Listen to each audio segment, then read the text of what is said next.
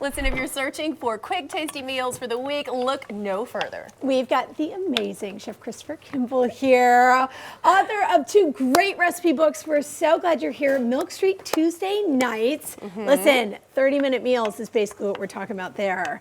And then, of course, you had your other big Milk Street cookbook come out. That's the TV show cookbook. Yeah. Those are like super thick and heavy, all kinds of stuff going on. We specialize in heavy. Heavy. Yeah. What kind of books do you write? Heavy books. I write heavy books. Heavy, The big, heavy ones that That's you can right. work out good. with. Yeah. You know what? You've got an event that's happening tonight. You're going to be at Parnassus, I am. which is Yeah. very, very cool. But you're doing a little something for us right now. She's the cook. I'm not. So I got a 50%. You got a 50-50 shot of whether or not That's this right. is going to work for you. So what are we doing today?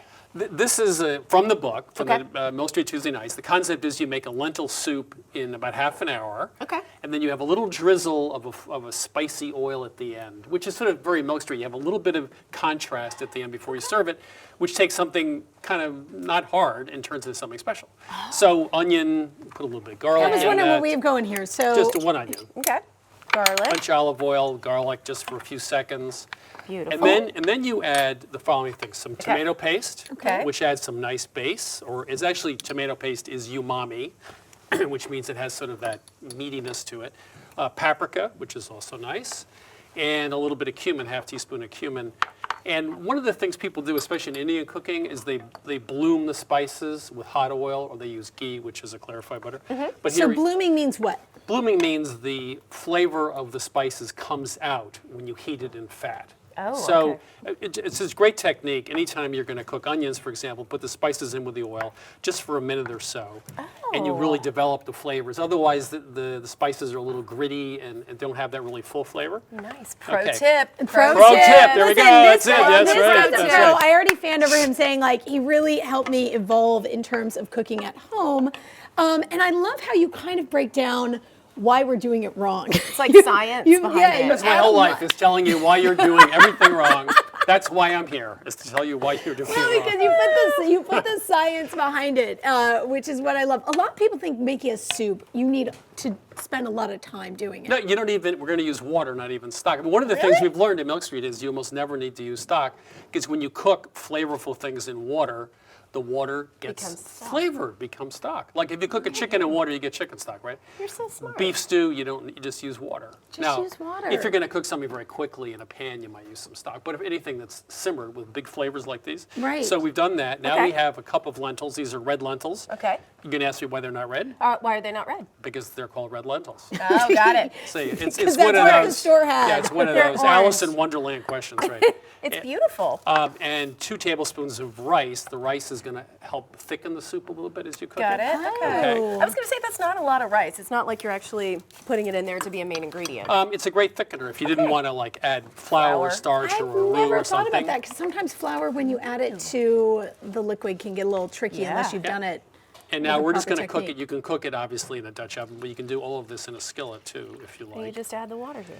Just love water. the skillet. So yeah, it's all one pot, and then we're going to turn the heat up. Cook this for about 30 minutes until everything gets nice and soft. Then the trick is you have 3 tablespoons of oil heated. You have 2 teaspoons of Aleppo pepper. Now you what can is use that? Okay. See, Yeah. I know. Yeah. Aleppo is originally from Aleppo, Syria, which of course they're not getting it from there now. So it's a Middle Eastern spice. You can use really any red pepper. This has a little fruitiness to it, which we like. May so, I? You're not going to take some and put that in your mouth, are you? She's going to sneeze. I want to smell it. This is a sneeze coming. That smells really strong. Here, would you like to? I do have some sinus issues going on. Let me see if Well, this helps. that'll cure them. What? Yeah, that'll Okay. open it right up. All right. Yeah, well, see, it has that fruitiness to it, right? So Yeah. you put that in the oil, and this is just for... Wow, you went full bore with that. Woo! I didn't think you were going to add the whole thing. Yeah. So now you can determine how much drizzle you want, right? So this just Okay. sits for like a minute. This is the oil at the end. Yeah, so I you don't get have it. to put much, but you have that nice, I mean, the lentils are very base, right? They have this sort of creaminess to the bottom, and this sharpness of the oil, take this off the heat now, gives it that really punch at the end. Yeah. And then we also add a little bit of mint and a little bit of lemon at the end. But that's a great trick. It's called, in India, in Southeast India, they use this all the time. It's called tarka, Tarka. And what it means is fat with a little bit of spice put into it. And they drizzle, almost at the end of a lot of dishes, they just drizzle that at the end.